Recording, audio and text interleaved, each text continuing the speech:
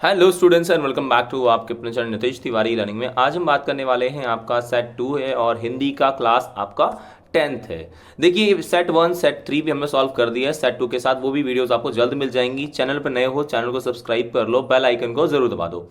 बहुत सिंपली आपको बताता हूँ कि 10th की बात किस तरह की चीज़ आपको करनी चाहिए, क्या आपके करियर ऑप्शंस हो सकते हैं, कौन से स्ट्रीम आपको चुननी है, वो भी सारी वीडियोस जल्द ही जल्द अपलोड कर देंगे, तो आप उन्हें भी जरूर देखना। इसीलिए आपको कह रहा हूँ कि आप हमारे साथ बने रहें। आइए बात करते हैं आपके पहले आपके काव्यांश की। आपको इसको पढ़ना होता है, उसके बाद जो भी इसके एमसीक्यू है उनके आंसर्स आपको इसमें देने थे। पहला क्वेश्चन आपका इसमें आया हुआ था कि भाई कॉलम 1 है कॉलम 2 है, मिलाइए कि कौन सा किसमें लाइन मिलेगी।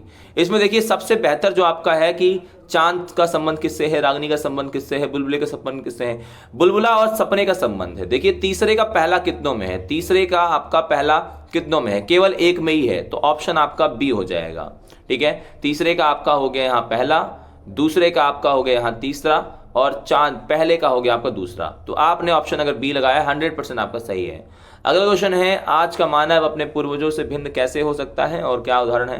वे अपनी कल्पना को सच कर सकता है, वह अपने विचारों में अत्यंत विवेकशील है, वे अपने सपनों को साकार करना जानता है, वह सिर्फ सपने देखना ही जानता है। तो आप सपने देखना ही जानता है, ये डी ऑप्शन आपका इसका सही रहेगा।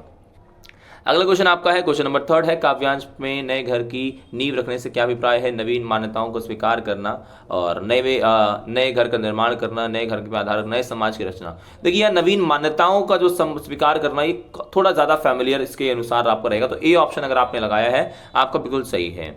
अगला है, काव्यांश का मूल भाव क्या है। काव्यांश का देखो मूल भाव जो बहुत सिंपल है कि आपको अपने समाज में अपनी चीज़ों के जो मानव है उसे अपनी चीज़ों को बेहतर बनाना है, अपनी चीज़ों को बेहतर अच्छा बनाना है, और पहले से जो मानव आपका है उसे कल्पना शक्ति में संघर्ष करना है और उसको महत्व देना, ये बातें आपको लगानी है। अगला इसमें है कि भाई साहब मानव को धन्य क्यों कहा गया है और इसकी बातें आपको बतानी है। क्या दोनों बिंदु हैं। पहला बताइए, मनुष्य बुलबुलों से खेलता है, उन्हें कविता रूप में अमर कर देता है, और मनुष्य जो होता है वो कविता को बदलने की क्षमता भी रखता है। ये पॉइंट आपको दूसरे वाले में लिखना था। आइए बात करते हैं आपका पैसेज की। तो आपका जो पहला पैसेज आपका सिंपली था, बहुत इजी है, ज़्यादा टफ नहीं था। आपको पहली बात तो पैसेजेस को नहीं पढ़ना होता है, आपको सिंपली क्या करना होगा, सबसे पहले आपको क्वेश्चंस को पढ़ने होंगे। आइए बात करते हैं क्वेश्चन की, लोक साहित्य में बदलाव क्यों होते हैं। आपके सामने ऑप्शन दिए गए थे। बदलाव में नवीनता बनी रहती है, इसके आधार पर समाज में बदलाव होते रहते हैं, मनुष्य की कल्पनाएं नए नए रूप आधार करती है, एक ही तरह का साहित्य निरस्ता पैदा करता है। इसका सही ऑप्शन आपका है, इसके आधार पर मनुष्य समाज में बदलाव होते रहते हैं। इसका ऑप्शन आपका बी बिल्कुल सही रहेगा। अगला क्वेश्चन आपका है, लोक साहित्य के संबंध में अनुपयुक्त विकल्प कौन सा है। लोक साहित्य का संबंध तत्कालीन समाज की परंपराओं से होता है। लोक साहित्य के माध्यम से किसी समाज देश की संस्कृति को जाना जा सकता है। लोक साहित्य का सृजन समाज के एक वर्ग के विशेष द्वारा किया जाता है। लोक साहित्य समय के साथ आ रहे बदलाव के प्रति ग्रहणशील होता है। इसका सही जो आपका ऑप्शन है, लोक साहित्य का सृजन समाज के एक वर्ग विशेष द्वारा किया जाता है, कहीं ना कहीं से आपका ऑप्शन जो है वो सी सही रहेगा। ठीक है, ऑप्शन सी आपका इसमें सही रहेगा। इस आंसर को आपको लगा देना, ऑप्शन सी आपका सही है। अगला क्वेश्चन देखिए आपका है, अगला क्वेश्चन आपका इसमें है, निम्नलिखित क्वेश्चन है कि भैया कथन कारण है आपका, लोक साहित्य रूढ़िवाद का समर्थक है। ठीक है, और यथार्थ और कल्पना आधारित होने के कारण इसमें बदलाव करना संभव नहीं है। देखिए कथन जो है वो गलत है। ठीक है, ये गलत है, और इसका जो आपका दूसरा पॉइंट है उसमें भी थोड़ा डाउटफुल है, तो मैं जाऊंगा दोनों ही गलत आपका ऑप्शन नंबर बी में। ठीक है, अगला है, लोक साहित्य संस्कृति को अंतर संबंधित क्यों बताया गया है और इसका क्या कोई संबंध है या नहीं है। सिंपली आप इसमें बता सकते हैं कि लोक साहित्य जो आपका होता है इसमें आपको निशान लगाना था और उसके बाद इसका आंसर देना था। अब देखिए यहाँ पैसेज में आप जाएंगे तो पैसेज में आपको इसके आंसर बहुत ईजिली मिल जाएंगे। पैसेज जाइए, पैसेज में आप देखेंगे लोक साहित्य के बारे में जो आपका चौथा है उसका संबंध देखो आपका यहाँ से बताया गया है कि संस्कृति, लोक साहित्य जो आपका है उसमें आपका लोक साहित्य में संस्कृति, ये रहा लोक साहित्य में आपका संस्कृति गहराई से आपका, ये आपका फोर्थ का है। ठीक है, ये आपका फोर्थ का है। फिर आपका फिफ्थ का जो आंसर है उसके जस्ट नीचे लोक साहित्य आपका ये वाला जो है, ये फिफ्थ का आंसर आपको यहाँ पर मिल जाएगा। उसके बाद देखिए क्वेश्चन नंबर आपका है थर्ड। क्वेश्चन नंबर थर्ड में देखिए आंसर लिखा हुआ है, हमने लिखा है कि शहनाई की जादुई आवाज़ का असर हमारे सिर पर चढ़कर बोलता है। इसको संयुक्त वाक्य में आपको चेंज करना है। तो आप लिखना था, शहनाई की जादुई आवाज़ हमारे सर चढ़कर बोलने लगती है और हम पर छा जाती है। ये पूरा आपको ऐसे लिखना था। अगला इसमें है, माना जा सकता है कि वे संस्कृत बोल सकती थी। इसमें आपको सरल वाक्य में करना है, उनकी संस्कृत बोलने की संभावना मानी जा सकती है। वह स्वयं ना खाकर दूसरों को खिला दिया करता था। आपका आंसर है ये सरल वाक्य है।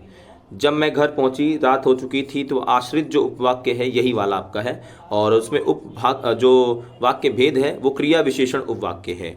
उसके बाद पानी बचाओ से विज्ञापन से एकत्रित करना इस मिश्र वाक्य में, तो आपने लिखना था यदि आप पानी बचाओ विषय में जुड़े विज्ञापन एकत्रित करते हो तो आप सराहनीय कार्य होगा, ये पॉइंट आपको इसमें लिखना था। उसके बाद देखिए क्वेश्चन नंबर आपका 4 है, वाच्य पर आधारित आपको 5 प्रश्नों को लिखना है। तो पिताजी ने मन्नू भंडारी को बधाई दी, कर्म वाच्य में बदलिए। इसमें आप लिखेंगे आपका मृदभाषी को पिताजी ने बधाई दी, ठीक है। अगला आपका है इसमें उनके दकियानूसी मित्र द्वारा मेरी खूब बुराई की गई, कर्तव्यवाच्य में। तो आप लिख देंगे इसमें कि उनकी दक्षिण यात्रा मेरे हुए दूध पीते शिशु द्वारा की गई, ठीक है। उसके बाद है थर्ड का, तुमसे ठीक से कूदा नहीं जाता। इसमें आप बताइए तुमसे इसे झूठ नहीं, ठीक है, झूठ नहीं जाता, ठीक है, ये आपका रहेगा। उसके बाद फोर्थ का देखिए लास्ट आपका है कि फोर्थ का कहानी कवि सामाजिक चेतना, तो आपदाई सामाजिक चेतना को कहानी द्वारा अभिव्यक्त किया जाता है। इसमें आपका कौन सी क्रियाओं को तो है भाववाच्य इसमें आपका है, ठीक है। उसके बाद अगला देखिए आपका क्वेश्चन नंबर 5 है, उन्होंने बताया कि संगीत एक आराधना है, ये सर्वनाम पुरुषवाचक सर्वनाम है। वे बेहद कोमल और संवेदनशील थे, कोमल संवेदनशील जो है क्रिया विशेषण है और गुणवाचक है। नेताजी का चश्मा आप बताइए, अगर बात करेंगे संज्ञा और समायुक्त संज्ञा है। राम वृक्ष बेनीपुरी की सहज भाषा जो है वो विशेषण आपका इसमें है।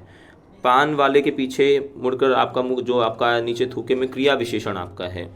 उसके बाद देखिए आपका क्वेश्चन नंबर 6 है, जिसमें बोला गया है उस काल मारे क्रोध तन कापे, उसका लगा मानो हवा के वेग से सोता हुआ सागर। इसमें उत्प्रेक्षा आपका अलंकार है।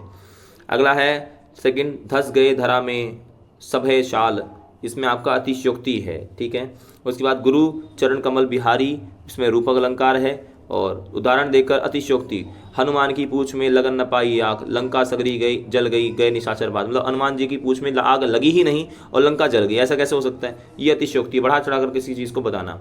और इसमें आपका सागर सा गंभीर हृदय जो है वो उपमा आपका है। क्वेश्चन नंबर देखिए 7 आपका है। क्वेश्चन नंबर 7 में आपको निशान लगाना है, पहले पैसेज को पढ़ना था। पहले का आपका जो रहेगा वो कलाओं के स्वामी, काशी में हनुमान की उपासना किस रूप में? कलाओं के स्वामी के रूप में। गद्यांश के अंतिम वाक्य में काशी की क्या विशेषता है? तो यहाँ पे ऑप्शन है समन्वयता, संगीतात्मक, भाव्यता, सहृदयता। आपका ऑप्शन ए रहेगा समन्वयता। इस गद्यांश का उद्देश्य क्या है? काशी के संगीतकारों का परिचय देना, विभिन्न राग और रागनियों का परिचय देना, संगीत काशी की सांस्कृतिक परंपरा का परिचय, या फिर बिस्मिल्लाह खां के सौरदय। इसमें सही है आपको काशी की सांस्कृतिक परंपरा का परिचय, सही ऑप्शन है। काशी को सांस्कृतिक पाठशाला क्यों कहा गया है? तो यहाँ शिक्षण के संस्थान हैं, शास्त्रीय गायन को बहुत प्रोत्साहित करते हैं। प्रत्येक शिक्षण संस्थान संस्कृति विषय रूप में पढ़ाया जाता है। यहाँ के प्रत्येक शिक्षण संस्थान में संस्कृत अनिवार्य रूप से है। यहाँ सर्वत्र भारतीय संस्कृति की छाप है। डी ऑप्शन आपका बिल्कुल सही रहेगा। अगला क्वेश्चन आपका है, निम्नलिखित में से कथन कारण को ध्यानपूर्वक पढ़कर उपयुक्त विकल्प को चुनना है। तो आपका संगीत और गीत, संगीत प्रेमी जो है काशी की पहचान है। काशी को उसकी पहचान देने में सिर्फ बिस्मिल्लाह खां पहला सही है, लेकिन कथन जो दूसरा है वो कथन कारण की कोई व्याख्या नहीं करता, बताता नहीं उस चीज़ के बारे में, ठीक है। तो आपका डी रहेगा। क्वेश्चन नंबर 8 देखिए, आपको फिर से आपको पैसेज को पढ़ के फिर आंसर देना था। परशुराम को अपना परिचय क्या कहकर दिया? मैं क्षत्रिय कुल का प्रशंसक हूँ, मैं अत्यंत उग्र स्वभाव का हूँ, मैं सहस्त्रबाहु का संरक्षक हूँ, मैं ब्राह्मण कुल का संरक्षक हूँ। यहाँ पे आपका अगर परशुराम जी हैं तो परशुराम जी हमारे जो थे अत्यंत आपके उग्र भाव के थे। बी ऑप्शन आपका सही रहेगा। अगला है, पद्यांश में जड़ का अर्थ क्या है? मूल, स्रोत, नींव, मूर्ख। सही ऑप्शन आपका डी है। मूल आपका जो है मूर्ख होता है, डी ऑप्शन। लक्ष्मण की वाणी कैसी थी? व्यंग्यपूर्ण थी, ये तो सही है। भय था? नहीं, भय नहीं था। गंभीर और भयपूर्ण? नहीं। व्यंग्यपूर्ण और भय रहित, भाई डर था ही नहीं उन्हें, सी ऑप्शन आपका है। पद्यांश में बाल ब्रह्मचारी किसे कहा गया? परशुराम, लक्ष्मण, रघुपति, महिदेव। सही ऑप्शन आपका है ए, परशुराम जी को। उसके बाद देखिए क्वेश्चन नंबर आपका 5 है, लक्ष्मण का परशुराम के प्रति व्यवहार कोमलता से भरा, गलत। लक्ष्मण परशुराम के विचार और असर अत्यंत प्रभावित, गलत। दोनों ही गलत है आपका, बी ऑप्शन रहेगा, बी, दोनों ही आपका गलत है। क्वेश्चन नंबर 9 देखिए, आपके क्वेश्चंस जो हैं ये आपके चैप्टर से थे, आपने ये करा होगा, बाकी सारे आंसर बता दिए गए हैं। आप चाहते हैं कि और भी अगर आप 11th 12th में कोई भी स्ट्रीम लेते हैं उससे संबंधित आपको वीडियोस चाहिए होंगी, साथ ही गाइडेंस वीडियोस, तो चैनल पे आप जरूर सब्सक्राइब कर लो, बेल आइकन को दबा दो, ताकि आप तक हमारी सारी जो वीडियोज़ हैं उसकी नोटिफिकेशन भी आपको मिलती रही। ये क्वेश्चन का आपका पैटर्न बहुत ईजी था, जिस बच्चे ने साल भर अगर पढ़ा होगा थोड़ा बहुत भी, तो ऐसा उसको वो अटेम्प्ट कर पाया होगा। तो इसका दोस्तों जय हिंद, जय भारत।